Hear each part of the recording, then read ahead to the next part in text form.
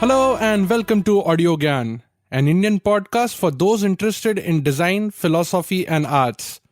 Audio Gyan documents thoughts, ideas, and insights from known and unknown gems of India who have done some remarkable work in their field of interest. Visit audiogyan.com for more Gyan sessions. Today I have Hrush Bhatt with me, the co-founder of Cleartrip. Hrush Bhatt is inherently a designer and a product guy.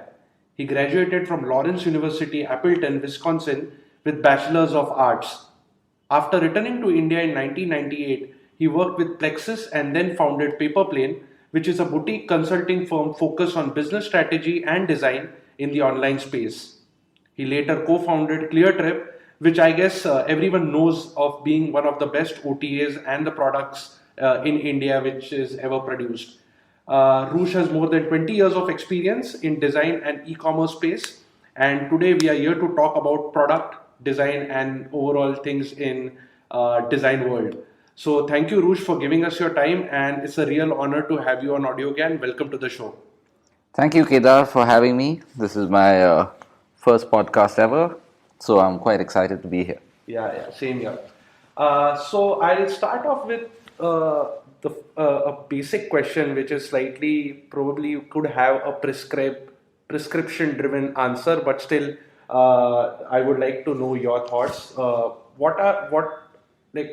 begin with, what are the three most critical things when you start a company? So I guess in some ways it depends on the kind of company that you're starting and whether it's a service company or a product company. Is it a consumer-facing company or is it a business-facing company? And I'll try and answer this in a way that applies to both those types of companies. The very first thing is obviously the idea itself and the opportunity, which means, do you believe that you have something that your target market actually wants and is willing in some way, shape or form to pay you for providing? Okay. And within that itself, there's a lot of different things to consider, right? One, let's say you were starting something that's a consumer-facing product company. One of the things to consider would be, this is all in terms of evaluating the overall opportunity. So one of the things to consider would be, how much traction can this product get? Okay.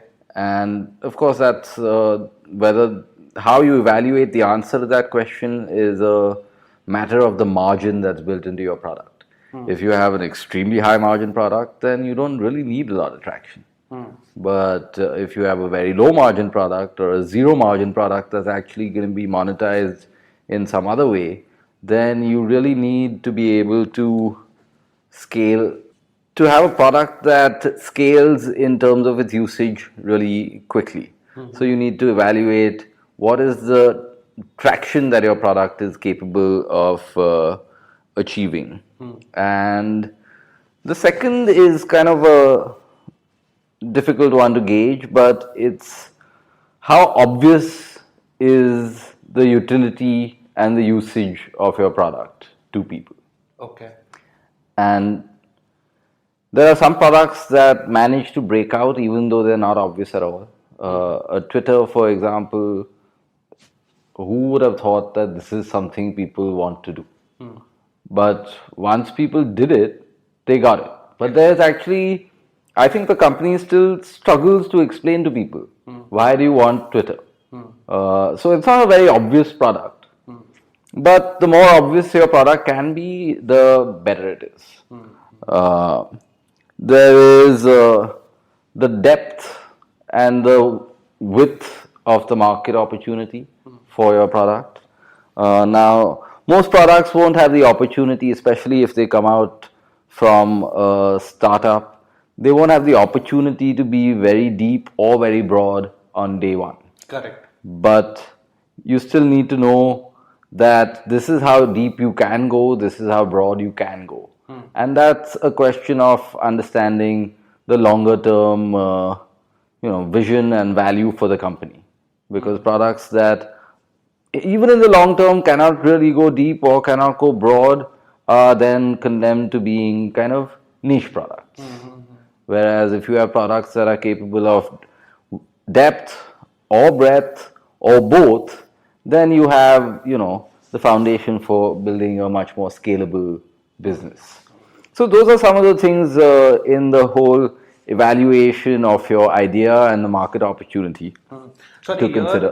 the depth and the breadth, is there any function of it that if it's deeper, it's better, or if it's wider, it's better? Are there any things to be evaluated on those lines as well?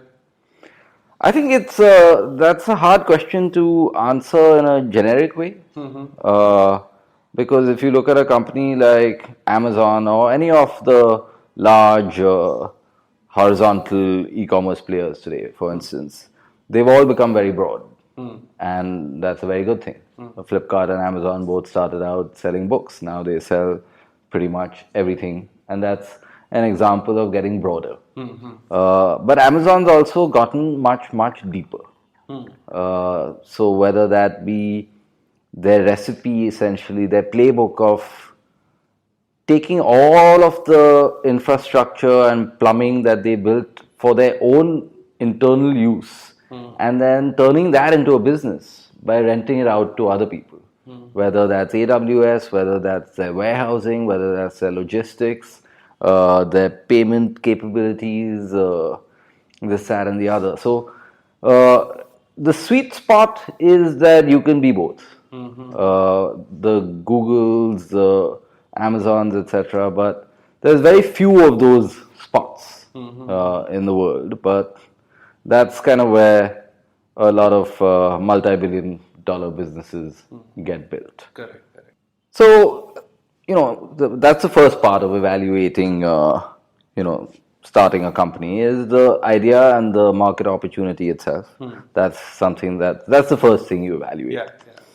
Then the second thing is, and I've learned this, I won't say the hard way, but I just now understand that choosing your co-founders and evaluating whether as a founding team you will be able to stick together for the long run and stay aligned and want the same things out of the business, out of this journey, out of the end outcomes that you hope you'll achieve. It's really something that I think a lot of people overlook, especially if they are much younger and don't have experience in previously starting something and seeing how some of these things play out over time. But I think choosing whether you have the right co-founders, whether you need co-founders, understanding all of those things is very important. Because in my experience, it's always great to have the co-founders, because there's very little of great significance that any one person can achieve by themselves, unless they're an artist or a writer or one of those fields. And even those guys have teams helping them, whether they're publishers, whether they're galleries, etc. So it's very important to, one, understand yourself and know what your strengths and weaknesses are, and who then do you need around you to complement your strengths and weaknesses. So taking a good hard look at yourself and then at your co-founders is, I think, very important in evaluating your companies and startup prospects. And I think the third one is a very personal evaluation. One, and it has two axes according to me. It's, how personally compelling do you find the idea that you're going after? Are you a market for it yourself? And how badly do you want it for yourself? That's one axis. The other axis is that, are you really ready for this roller coaster? Because Building a company, building a product, building all of this out it's a really difficult journey. It's exhausting. There's ups and downs, and any entrepreneur will be able to tell you this. Once they've had more than 3 or 4 years at the coal face, they'll be able to tell you what a roller coaster this is. And so if you're not really ready for it, if you're not really personally invested from the first aspect, which is I just really want this so badly for myself that I'm going to sit and build it, you're going to give up. So this is, I consider this the last question to ask yourself, because the rest is kind of you doing homework, you doing a lot of market research, you doing a lot of discussions with your co-founders, etc. Raising money. Not necessarily. At this point in time, you haven't yet committed. Okay. Right? We're talking about evaluating, starting something, starting a company. So you haven't committed yet. But so if you find that all of those other things are in line and they all look good and you're happy with all of them, then this is the last question you ask yourself before you take the plunge. So interesting, but I would like to just slightly go back in the conversation which you were saying about and ask you like what brings in that conviction. Suppose everything is sorted or all at least these three things are taken care of. Still a founder or a co-founder has that conviction in his vision, right? So what does it take to bring that conviction? How do you get convinced that something which you have thought is going to work? So a part of this conviction is about courage rather than conviction, and courage or confidence, whichever word you prefer. But in the sense that when you're building something out, whether it's a product or a services business, you have to essentially have the confidence that you can actually either build something better if you're building a product, or if you're kind of setting out to build a services business, then again, that you can deliver your services in a way that will be more than just competitive, but it'll be superior. So it's a question of courage and confidence in what it is you're doing. But that said, conviction is not something that I'll say, in my experience, stays at a static level through your journey. It's something that goes up and down, and things change in the market, things change within your team, things change around you, and sometimes those changes impact you well and you feel great about them, and sometimes those changes impact you very adversely. And so it's actually more a question of being committed, being confident, and being willing to take the rough with the smooth. Because your conviction will not stay at the same level. It will go up and it will go down. And that's normal. It's not anything that's any different for anyone anywhere in the world. So you just have to have the commitment and the courage to stay the path. But is like perseverance connected to conviction? So, let's look at the way Einstein put it, and he said success is 1% inspiration, 99% perspiration. Yeah. So, what convinces you to put in the 99% perspiration? Yeah. It's not that the 1%, which is, oh, I have such a great idea, is constantly serving as your booster of confidence. Okay. It's one wanting to see that your idea will be brought to life. It's having the faith that if you continue to work hard, if you let your work speak for itself and you deliver the best work that you are capable of delivering, that will be something that's successful. And so again, it's more about, to me, it's more about commitment than it is about conviction. But what does it take to build that commitment also? Because it is it the faith in the product, is it the faith in the idea, or you have done enough research in the market as to this is required? What does it take to bring that commitment also? So that's a good question, and I think a lot of it for a lot of people that are starting something very early stage, it is at the end of the day, it's a leap of faith. And quite honestly, once you've taken the leap, there's usually not a very easy way back. Yeah. You're free falling now. You've taken the plunge. And the only way to come out in one piece at the other end is to stay the path and do the best that you're capable of doing. If you waver, if you think, okay, no, now I don't want to do this anymore, you're going to be in for a very rough landing, as opposed to, it's like that moment where you've swum to the halfway point in when you're swimming across a river. You can go back or you can go forward, but it's the same amount of effort. Yeah. So you just stay the path. Yeah. Great. Uh, yeah, obviously these two things were slightly towards building a company and understanding what goes into it.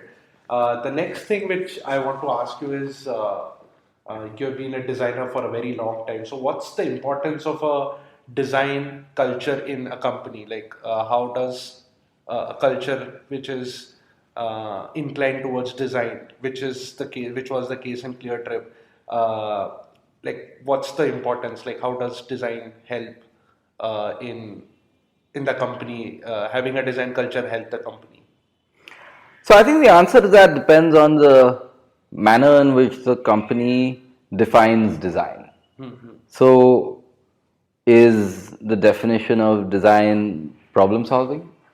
Is the definition of design having a great product that just works and functions better than any other product that it competes with? Is the definition of design having things that look good? Aesthetically look good. Yeah. So let's look at these three things, because design is a very overused word and it means a lot of different things to a lot of different people. Yeah. But if we look at these three broad things, which is problem solving, functional, and aesthetic, let's say these are three broad ways in which people define design. So if you define design as problem solving, and your company does exist in order to solve problems for its customers or its users, then having a culture that is attuned to design is critical. It's not something anyone can do without, because then what is your company doing if it's not solving problems? If you define design as having great functional capabilities in your product that like kick the crap out of the competition, then again it's critical, because if your product can't compete in the market against everything that it competes with, then again, what is your company doing? So I think in both those two definitions of design, I think having a culture of design thinking and appreciation for design is critical to a company's success. If your company defines design as things that look good, then unless you're in fashion or in the business of selling things that look good. Yeah. And there's a lot of companies that do that, whether they're companies that make furniture or home objects or automobiles or whatever. There's a lot of companies that do that. But if you're outside of those companies and all you define design as is looking good, then I don't really know if you're a Ola cabs and your definition of design is that it has to look good, then design is probably not particularly relevant in your culture. Yeah. In case of Google Maps, maybe the function is more important than the aesthetics of it, but still there is design angle to it, right? Absolutely. I mean, look at Google Maps. I think Google Maps was information design problem from day one. Yeah.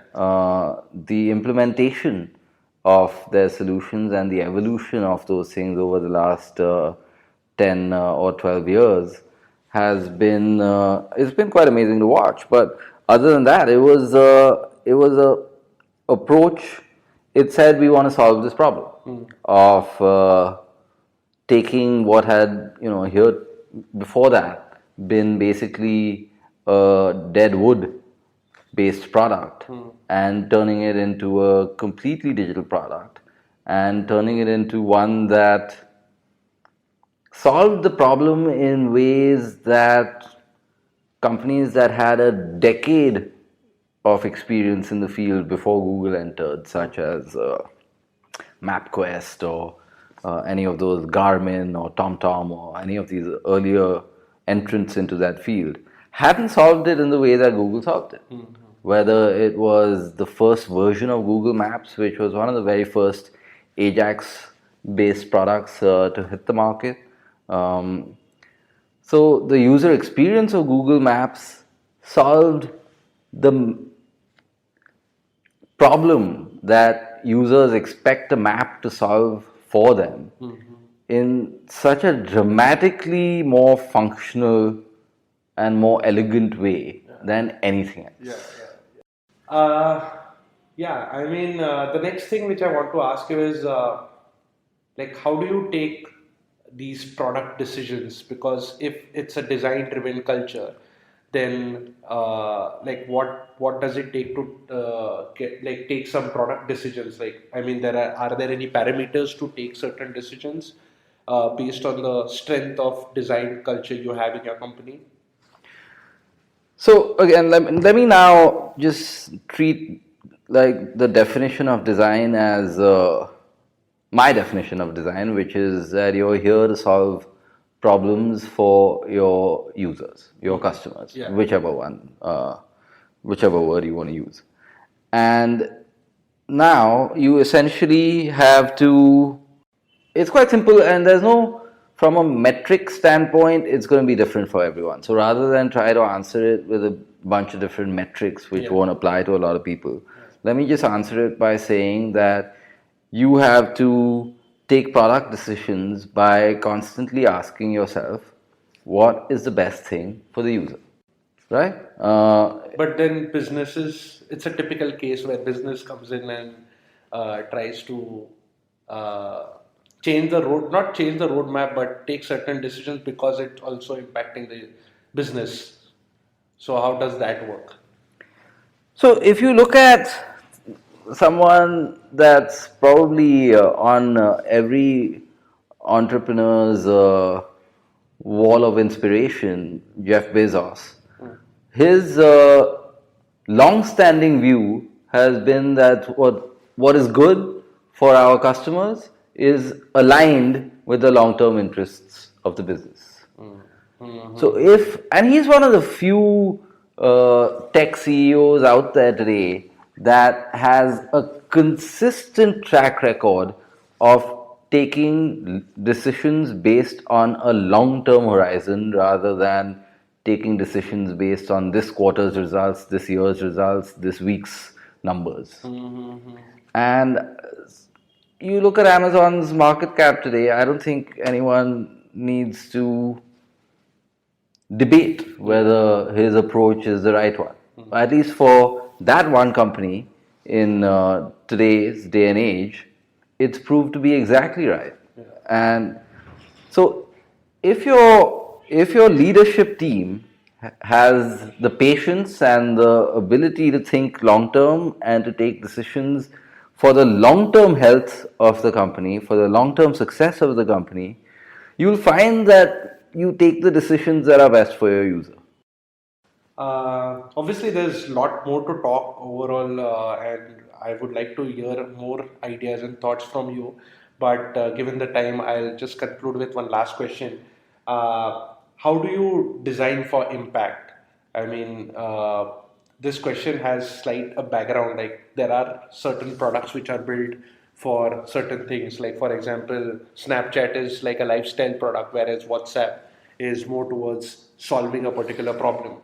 And so, in that context, like, are there any things to be understood and ventured into which can help in bringing some impact in the society, but it is led by design? So again, to me, it goes back to the user, and it goes back to. Actually, let me step back here for a second. And there's two ways in which you can deliver impact: incremental, or for lack of a better word, radical.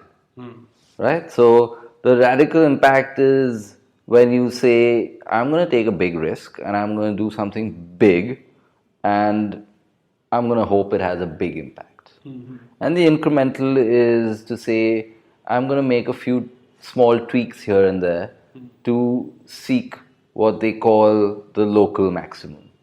Right? Like you've already defined your product, it's doing a like reasonably good job of what it's supposed to be doing, and you want to see if you can take this little bit and make it perform that little bit better. So that's continual iteration, continual testing, and that's delivering impact in small measures. But it's probably lower risk, it's probably more predictable. So that's one way of delivering impact through design. And the other way is to do something big. That's riskier, that's going to be more expensive for your organization because it's going to involve investing more resources and time into doing whatever it is you think is going to deliver this big impact. But it goes back at the end of the day, the bigger impact items, the riskier items, the non-incremental impact goes back to thinking about your user and saying, what are her biggest problems? What are we doing about those problems? Because if you're not doing something about those problems when that's what your company is supposed to be doing for your user, then what is your company doing? So it goes back to your user understanding what her problems are, what are the biggest ones, and how can we solve those problems. And that's how you deliver big impact, by solving the big problems, by having the courage to say, I'm going to move out of my comfort zone, I'm going to move away from trying to find the local maximum, and I'm going to go try and find the global maximum by solving this big ass problem that no one else seems to want to solve because it just looks too difficult. Yeah, seriously, it takes a lot of courage to actually that covers the first question again, because it needs a lot of courage to do something like that. Yeah. Yeah. So I think, yeah, this is a good note to end this. Thanks a lot, Rush, for giving your time. It was great talking to you, and thank you once again. Thank you, Kedar, for having me. It was lovely chatting with you. Yeah. So that's it from today's GAN session. Stay tuned for more GAN on Audio GAN next week. Till then, bye.